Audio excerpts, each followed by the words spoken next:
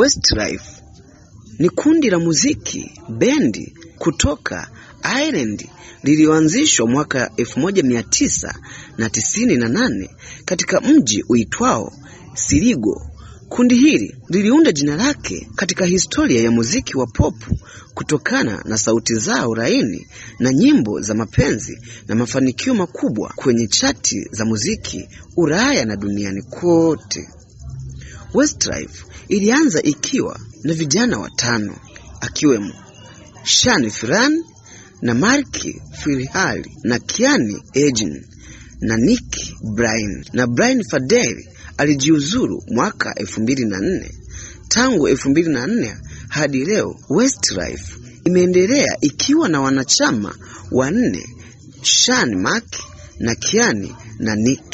Lilianza kama kikundi cha shule huko Sligo. Baadaye walikutana na meneja maarufu kama Russ Walsh aliyekuwa pia meneja wa Boyzone. Walsh alimleta Simon Cowell na RCA na Sony BMG. Mwaka 1999 mpaka 2004, kipindi hiki ndicho kilele cha Westlife duniani.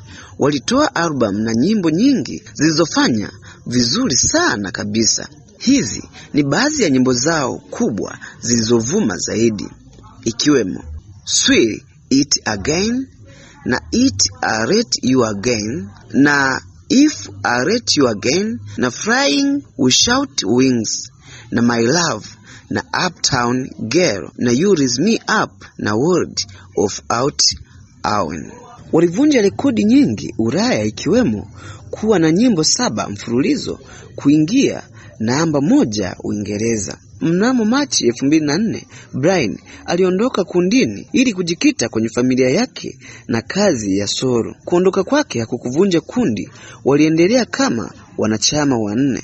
Mnamo mwaka 2011, Westlife walitangaza kuwa wanamaliza rasmi safari yao kama kundi. Baada ya miaka zaidi ya 14, walifanya Far Away mwaka 2012 ambayo ilivunja rekodi ya mauzo ya tiketi.